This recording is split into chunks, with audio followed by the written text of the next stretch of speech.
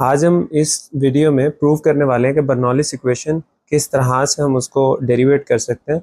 और बिल्कुल भी टाइम वेस्ट नहीं करते हुए हम लोग समझ लेते हैं पहले कि इसकी डायग्राम किस तरह से बनाई जा सकती है। डायग्राम में कौन कौन सी चीज़ें जिनका आपको पता होना बहुत ज़रूरी है, क्योंकि डायग्राम की ही अंडरस्टैंडिंग है जिसकी मदद से आप इसको प्रूव कर सकते हैं। तो सबसे पहले आपको ये समझना होगा कि हमारे पास एक इरेगुलर शेप पाइप है जो कि कुछ जगहों से छोटा है और कुछ जगहों पर अगर उसकी जो विड्थ है वो ज़्यादा है। क्रॉस सेक्शनल एरिया हमारे पास दो होंगे, एक जहाँ पर क्रॉस सेक्शनल एरिया छोटा है A1 और एक जहाँ पर क्रॉस सेक्शनल एरिया थोड़ा सा वाइड है जिसको हम A2 कह रहे हैं।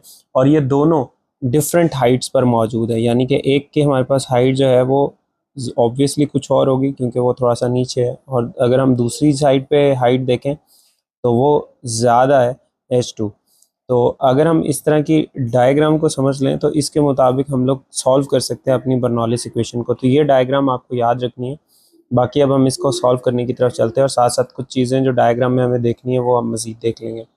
अब बर्नौलिस इक्वेशन बेसिकली बहुत सिंपल है, लेकिन अगर हम इसको चंक्स में डिवाइड ना करके सॉल्व करेंगे तो बहुत मुश्किल हो जाएगा। तो हमें पता होना चाहिए कि हमें कौन कौन सी चीज़ें सॉल्व करनी है। तो इक्वेशन बहुत ही सिंपल है। इक्वेशन आती है वर्क डन, कि जितना भी हम काम करेंगे, यानी अगर कोई भी चीज़ यहाँ से यहाँ फ्लो कर रही है तो उसमें जितना भी वर्क डन है वो बेसिकली इक्वल है चेंज इन काइनेटिक एनर्जी और plus change in potential energy. तो देखें कितना आसान है। इसको अगर आप थोड़ा सा अंडरस्टैंड करना चाहें तो आपको पता ही है कि हमारे पास बहुत सारी ऐसी जगहों पर हमने ये डेरिवेशन यूज़ की है कि जो एनर्जी होती है जिसको हम टोटल एनर्जी कहते हैं वो इक्वल होती है वर्क डन के।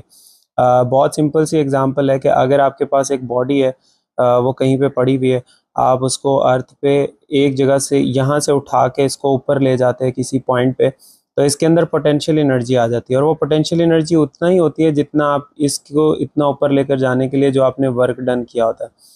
तो सेम वैसे ही है कि जो आप वर्क डन करते हैं वो एनर्जी की फॉर्म में स्टोर हो जाता है। तो यहाँ पर भी वर्क डन जो है वो इक्वल है टोटल एनर्जी के, और टोटल एनर्जी के दो पर्सपेक्टिव हैं। एक के उसके अंदर कितना चेंज इन काइनेटिक एनर्जी हुआ है और दूसरा कितना उसमें चेंज इन पोटेंशियल एनर्जी हुआ है। दोनों चीज़ों का चेंज आपको पता होना चाहिए और इन दोनों का जो चेंज है वो बहुत ही सिंपल है। अगर मैं चेंज इन पोटेंशियल एनर्जी देखूँ तो चेंज इन पोटेंशियल एनर्जी तो वो किसके इक्वल होने वाला है? वो इक्वल होने वाला है mgh2 माइनस mgh1, क्योंकि जो पोटेंशियल एनर्जी है वो किसके इक्वल होता है? mgh के। तो जब भी हम चेंज फाइंड करते हैं तो हम लोग करते हैं फाइनल माइनस इनिशियल। हमारे पास फाइनल वैल्यू 2 है और इनिशियल वैल्यू 1 है। m और g यहाँ पर कांस्टेंट थे तो इनमें कोई चेंज नहीं है, सिर्फ h की जगह 2 माइनस h1 हो जाएगा। इसी तरह अगर हम बात करें काइनेटिक एनर्जी की तो वो किस तरह से हम लिखेंगे वो देख लेते हैं। चेंज इन काइनेटिक एनर्जी हम लोग लिख लेते हैं फिर उसके बाद। तो चेंज इन काइनेटिक एनर्जी तो ये हमारे पास रहने वाला है हाफ mv2 का स्क्वायर माइनस। तो इसमें हमारे पास काइनेटिक एनर्जी हमने अब चेंज ले लिया, पोटेंशियल एनर्जी का भी चेंज ले लिया। इसका मतलब ये है कि यार आधे से ज़्यादा तो बर्नौलिस इक्वेशन प्रूव हो चुकी है। मींस बर्नौलिस इक्वेशन में जो दो चीज़ें हमें चाहिए थी, चेंज इन काइनेटिक एनर्जी और चेंज इन पोटेंशियल एनर्जी, ये तो हम ले चुके हैं। तो जस्ट हमें अब वर्क डन देखना है और उसको पुट करेंगे और ये हमारा सॉल्व हो जाएगा without wasting time on details. हम लोग जस्ट इसको समझना चाह रहे हैं कि ये कैसे प्रूव होता है। तो वर्क डन बेसिकली किसके इक्वल होगा? हमारे पास वर्क दो जगहों पर हम लेंगे जो कि वर्क डन के इक्वल होगा। एक वर्क डन 1 होगा और उसी जगह वर्क डन 2 भी होगा। अब एक वर्क डन 1 है जो हम कहाँ पर लेंगे, ये वाली पोजीशन के ऊपर हम लोग यहाँ पर कुछ एरिया ले लेंगे जहाँ पर हम लोग वर्क डन 1 का फाइंड करने वाले हैं, और ये कुछ एरिया ले लेंगे जहाँ पर हम वर्क डन 2 फाइंड करने वाले हैं। तो इस एरिया के लिए हम जो मैस होगा वो m1 रहेगा और इस एरिया के लिए जो मैस है दैट इज़ m2। बाकी इस एरिया के लिए जो लेंथ है वो x1 रहेगी और इसके लिए हमारे पास जो लेंथ है वो x2 रहेगी। इस तरह से हमने इसे सॉल्व करना है। बाकी यहाँ पर जो एक अंडरस्टैंडिंग है जो आपको लाजमी पता होनी चाहिए, दैट इज़ कि हमारे पास यहाँ से जो प्रेशर लग रहा है दैट इज़ P1। और अब प्रेशर नॉर्मली तो आप ये समझेंगे कि यहाँ से भी बाहर की तरफ होगा क्योंकि यहाँ से ऐसे ऐसे प्रेशर होना चाहिए, ऐसा नहीं होता। प्रेशर हमेशा सेम डायरेक्शन से एक्ट करता है पाइप के ऊपर। अगर यहाँ से इनवर्ड है तो यहाँ से भी अंदर की तरफ ही प्रेशर लगेगा विच इज P2।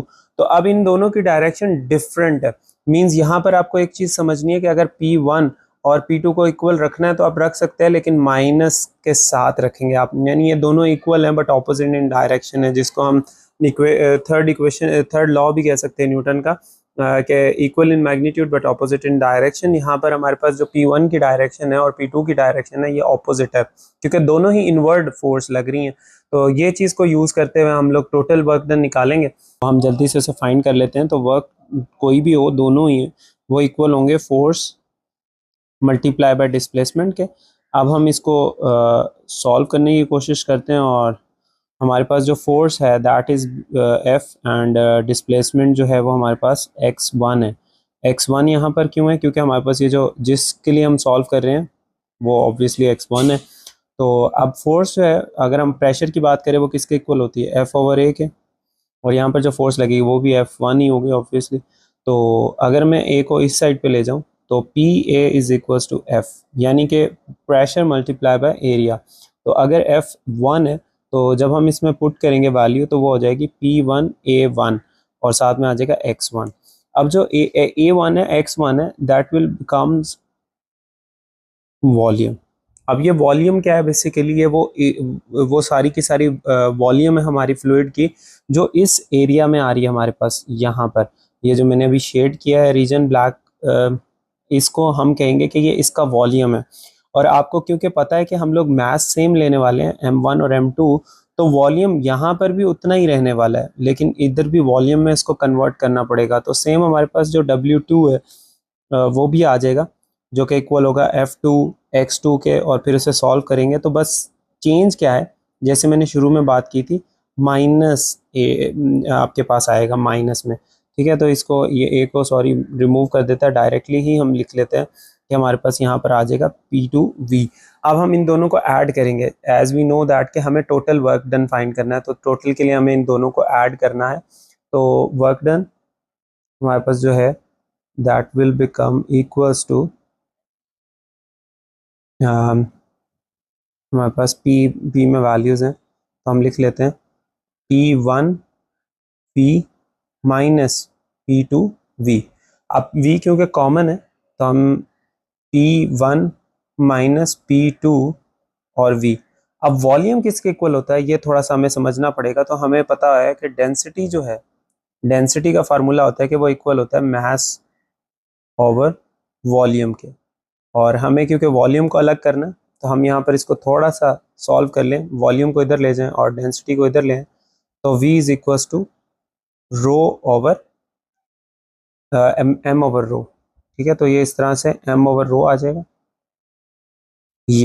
यही चीज़ आपने, ये जो आपके पास इक्वेशन बनी है इसको आपने यहाँ पर V की जगह पुट कर देना। तो work done will be P1 minus P2 M over rho. तो आप इस तरह से सिंपली वर्क डन निकाल सकते हैं। आपको कोई ज़्यादा डिफ़िकल्ट चीज़ें करने की ज़रूरत नहीं है। यहाँ पर कोई आपको इक्वेशन ऑफ कॉन्टीन्यूटी के यूज़ करना कोई बहुत ज़्यादा मैंडेटरी नहीं है। बुक्स के अंदर ज़्यादातर उसको यूज़ करके ये चीज़ प्रूव की गई है, which is totally fine. But आप खुद से देखें कि यहाँ पर कितना सिंपल हो गया ये, कि हम डायरेक्टली कह सकते हैं कि जो हमारे पास एरिया एंड एक्स है ये इक्वल है वॉल्यूम के, क्योंकि हमें पता है कि वॉल्यूम इक्वल होता है length multiply by breadth multiply by height. Last में हमारे पास हाइट होती है, सॉरी, तो यहाँ पर हमारे पास आ गया हाइट। ये मैंने कहा थोड़ा सा कॉन्सेप्ट फिर से एक्सप्लेन कर दूँ। लेंथ और ब्रेड्थ जो है वो बेसिकली एरिया के इक्वल होता है, और यहाँ पर हाइट एज सच हम लोग यही ले रहे हैं। हमारे पास जो तीसरी चीज़ है वो ये है हाइट। तो हमारे पास हमने एक्स को अगर हम इसके साथ मल्टीप्लाई कर दें तो वो इक्वल आ रहा है ना वॉल्यूम के। तो यही चीज़ हमने यूज़ करके ये प्रूव किया है कि A1 x1 is equal to V। हमें पता ही है कि 3 डायमेंशंस को अगर मल्टीप्लाई करते हैं वो वॉल्यूम के इक्वल होता है। तो अगर एरिया हमें मिल गया तो सिर्फ एक और डायमेंशन चाहिए, जैसे x1 हमें यहाँ पर डिस्टेंस गिवन था। तो इस तरह से हमने इसको डायरेक्टली प्रूव कर लिया। हमें कोई A1 V1 को यूज़ करने की ज़रूरत नहीं पड़ी। बुक के अंदर ज़्यादातर वो मेथड यूज़ हुआ है विच इज़ टोटली फाइन, लेकिन वो थोड़ा लेंथी है और अक्सर उसमें फिर गलती होने के चांसेस होते हैं। बाकी अब आपने क्या करना है जी, ये आपके पास वर्क डन भी आ चुका है और चेंज इन काइनेटिक एनर्जी भी हम निकाल चुके हैं, चेंज इन पोटेंशियल एनर्जी भी निकाल चुके हैं। हमने जस्ट वैल्यूज़ को पुट करना। तो हमारे पास जो वैल्यू है that is work done is equal to kinetic energy का चेंज प्लस पोटेंशियल एनर्जी का चेंज। तो हमने इसको थोड़ा और शॉर्ट करके लिख लिया। अब इसमें वैल्यूज पुट कर देते हैं, तो ये आ जाएगा P1 minus P2 m over rho is equal to half m1 sorry m2 आएगा V2 का square minus half m1 V1 का स्क्वायर और प्लस यहाँ पर तो हाफ नहीं है, अब हम लोगों ने जस्ट लिखना है mgh2 माइनस mgh1। तो ये हमारे पास सारी वैल्यूज हमने लिख ली। और यहाँ पर अगर हम लिखना भी चाहें तो 2 और 1 अगर हम लिख लें, लेकिन हमने जैसे बात की थी शुरू में और अपनी डायग्राम में भी कि हमारे पास ये जो मैसेज हैं m1 है वो इक्वल है m2 के। इसी मदद से तो हम ये भी प्रूव कर पाए थे कि volume remains the same for the lower portion and for the upper portion, दोनों जगह पर वॉल्यूम जो है वो सेम है। क्यों? क्योंकि मैस ही सेम है। तो अगर हम मैस सेम लें, डेंसिटी तो वैसे ही सेम है, तो जो हमारा वॉल्यूम है वो चेंज नहीं होगा। तो यहाँ पर हम लोग अब हमारी इस इक्वेशन को थोड़ा सा हमें मज़ीद सॉल्व करना है। तो हमारे पास आ जाएगा P1 minus P2 m over रो। अब इसमें हमारे पास ये m2 और m1 क्योंकि सेम है तो आप m इसको कह के कॉमन ले सकते हैं। पीछे बच गया हाफ V2 का स्क्वायर माइनस हाफ V1 का स्क्वायर प्लस यहाँ से भी m को कॉमन ले लें तो GH2 माइनस GH1 ये बच गया। अब इसी तरह हम लिखेंगे P1 minus P2 m over रो और इन दोनों में से ही m कॉमन ले लें, पीछे हमारे पास बचेगा हाफ V2 का स्क्वायर माइनस हाफ V1 का square plus GH2 minus GH1। बाकी के m इस m से कट जाएगा। तो हमारे पास जो चीज़ें बची हैं वो हम लिख लेते हैं जल्दी जल्दी से। तो ये आ गया P1 माइनस P2 और multiply 1 over rho is equal to half V2 का स्क्वायर माइनस हाफ V1 का square plus GH2 minus GH1। अब यहाँ पर हमारे पास ये चीज़ आ चुकी है। इस रो को भी हमें ख़त्म करना है, तो हम पूरी इक्वेशन को रो से मल्टीप्लाई कर देते हैं। तो यहाँ से तो रो खत्म हो जाएगा, P1 माइनस P2 रह जाएगा और यहाँ पर रो सबसे मल्टीप्लाई हो जाएगा। रो V2 का square minus half rho V1 का स्क्वायर प्लस रो GH2 माइनस रो GH1। और अब आपने सिंपली क्या करना है कि हमारे पास जो 1 वाली वैल्यूज़ हैं, जैसे यहाँ पर ये भी है और ये भी है, ये दोनों को हम यहाँ से दूसरी साइड पे ले जाएंगे। या जैसे मैंने एरोज लगा के शो किया कि इनको हम दूसरी साइड पे लेकर जा रहे हैं ताकि ये प्लस की वैल्यूज़ हो जाएं। और दूसरा इसका जो मेन मोटिव है हमारा वो ये है कि जो 1 वाली वैल्यूज़ हैं वो सारी एक साइड पे आ जाएं। तो हमारे पास ये आ जाएगा P1 पहले से यहाँ पर है, प्लस हो जाएगा वहाँ से हाफ रो V1 का स्क्वायर यहाँ आकर और प्लस हो जाएगा रो GH की वैल्यू यहाँ पर आकर। सेम इसी तरह ये P2 जो है हमारे पास ये यहाँ पर क्या है जी माइनस का है। अगर हम इसको दूसरी साइड ले जाएं तो ये प्लस का हो जाएगा। तो P2 पहले से ही रो V2 का स्क्वायर जो है वो यहाँ पर प्लस का है और प्लस रो GH2 भी आ जाएगा। अब ये प्रूव हो चुका है बेसिकली। अब बस हमें एक स्टेप और करना है कि यहाँ पर अगर हम देखें तो फ़र्क सिर्फ 1 1 1 और 2 2 और 2 का है। तो इसको हम अगर इन 1 और 2 को वैल्यूज़ को हटा दें तो हम सिंपली लिख सकते हैं P plus half rho V का स्क्वायर जो है एंड रो GH जो है ये कांस्टेंट है। Through out the pipe it is constant, ये चेंज नहीं हो रहा। और यही आपका प्रूफ था जो आपको करना है। Bernoulli's equation is that simple. आप इसको बस एक दफ़ा से प्रैक्टिस कर लीजिएगा तो आपको समझ आ जाएगी कि किस तरह से ये काम करती है। और बहुत सिंपल है, आपको जस्ट वर्क डन निकालना है और आपको चेंजेस निकालने हैं काइनेटिक एनर्जी और पोटेंशियल एनर्जी में, और इसको फिर आपको अपनी इक्वेशन को प्रूव कर देना।